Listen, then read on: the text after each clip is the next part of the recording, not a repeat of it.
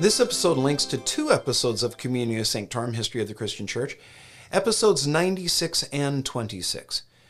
It could probably link to several more because it deals with a recurring theme in church history: secular politics and the church. We begin with a review of Archbishop of Canterbury Thomas Cranmer in the 16th century. Cranmer comes off as something of a weasel in his dealings with Henry VIII, willing to bend his theology to royal whim. It seems that Cranmer's desire was to install the Reformation in England, but he delayed reform and deferred to Henry's vision of a church, that would look, sound, and even smell like a Roman Catholic church in all but title. The Church of England rather than the Church of Rome.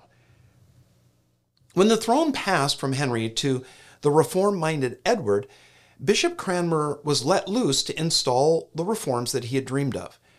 But when Roman Catholic Bloody Mary ascended the throne, Cranmer went back to his dissimulation. Sort of. At Mary's ascension, Parliament repealed the Reformation policies that they'd previously enacted and reinstalled the pro-Catholic heresy laws. Mary's regime pursued a campaign to root out and execute Protestants, earning her the title Bloody Mary. Archbishop Cranmer was charged with treason, tossed in a prison where he spent the next 2 years. A long and humiliating trial seemed to have broken him. He was defrocked, consigned to be burnt at the stake. The harsh treatment that Cranmer faced weakened his resolve. In the hope of avoiding death, he declared loyalty to Queen Mary and repudiated his reforms. He signed a document stating, quote, "I confess and believe in one holy Catholic visible church. I recognize as its supreme head upon earth the Bishop of Rome, Pope and Vicar of Christ, to whom all the faithful are bound subject," unquote. But that's not the end of Cranmer's tale, as I shared in episode 99. At the place of execution, Cranmer withdrew a piece of paper from his pocket. It was a speech that he'd prepared for the night before in his cell. He thanked his supporters for their prayers, and then he said, quote, "I come to the great thing that troubles my conscience more than any other thing that I ever said or did in my life," unquote. And then referring to his recanting, he said, quote, "All such bills which I have written or signed with my own hand are untrue," unquote. He added, "As for the Pope, I refuse him as Christ's enemy and Antichrist with all his false doctrine, and as for the sacrament," but then his words were cut off by an angry crowd that had come to see a heretic burn, not hear more of what they considered heresy. Tied to the stake, the fire kindled. Cranmer stretched out his right hand, the one that had written his recantations, into the flame, and he held it there as he said, "This hand has offended." He died shortly after that. Now, some contend that Cranmer's accommodation of King Henry VIII's serial marriage shenanigans, by carving out theological justification for it, was evidence of the man's willingness to compromise to save his skin. They say that Cranmer ought to have stood strong, as did Luther at the Diet of Worms. While Luther said, "Here I stand," Cranmer may as well have said, "Here I bend." If he had resisted the king, it's debatable whether the Church of England would have become a Protestant church and not merely, a temporary hiccup in the story of Roman Catholicism in England. Now, sure, a purely principled person would hold fast to their convictions and face execution at the command of a corrupt tyrant. A purely pragmatic would bend to the whims of power.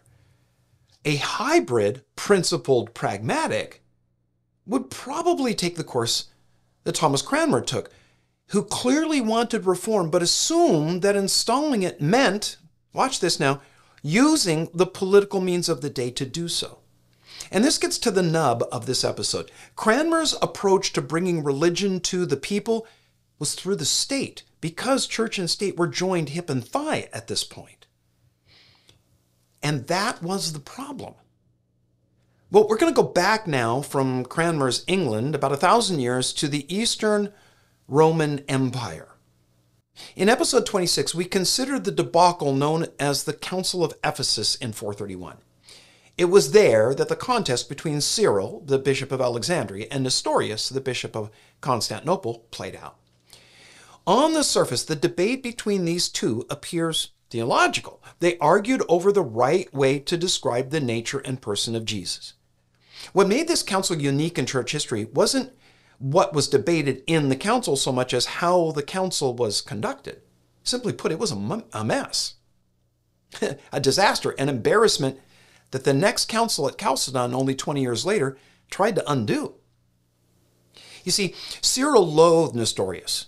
As the bishop of the Church of Alexandria, Cyril was just the current representative of a long-running feud with the Church of Antioch. The feud was due to a competition over which church would supply the bishop for the church at Constantinople, which of course was the capital of the Eastern Empire, and really all of the empire.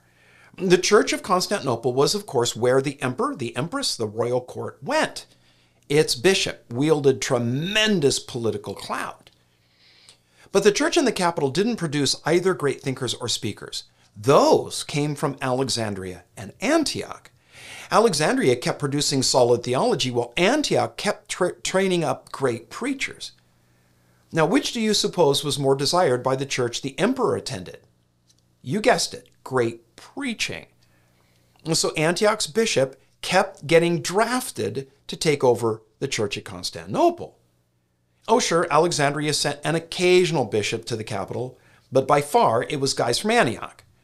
Had there been a trophy signifying which church's pastor now led the church at Constantinople, it would have spent most of its time in Antioch. They had the bragging rights.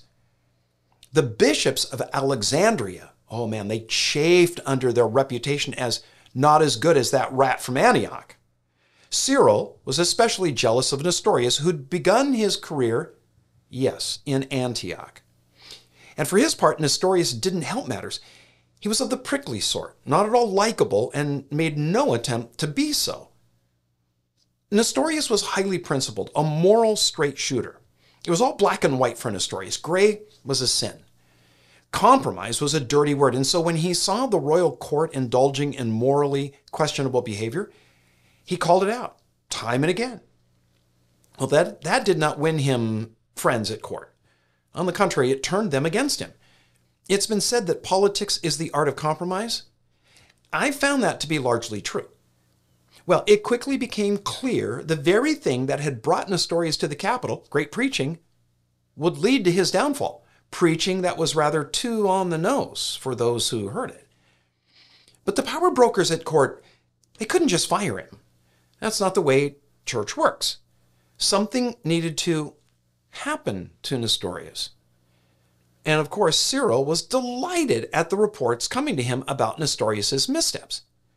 When he learned that there was interest in getting rid of the troublesome bishop, he suggested a theological controversy that would do the trick. You can't get rid of a bishop just because you don't like what he says, but you can get rid of him if what he says is heretical.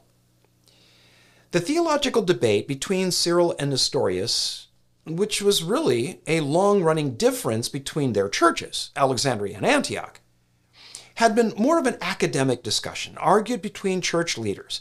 But now it moved to the center of public attention. People who had never bothered thinking about it began to wonder what was the right way to think about and speak about the person and the nature of Jesus. His being both God and man, that's already been settled. But now the debate was, how many persons is he? One or two? How many natures does Jesus have? Two or one?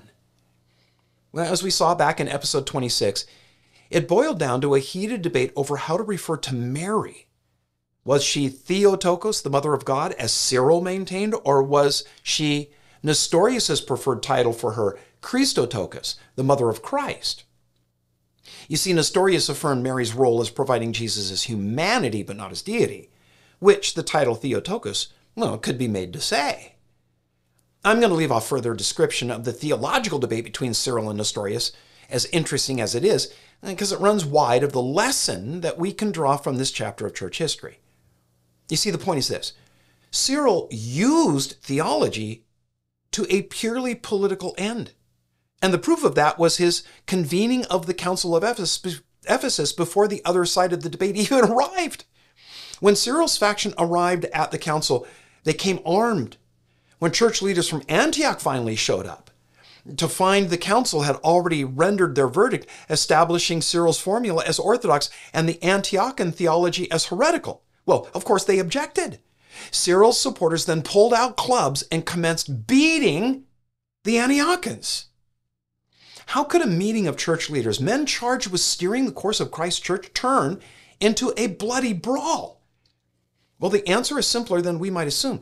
The Council of Ephesus happened the way that it did because of the close association the church of that day had to the political power.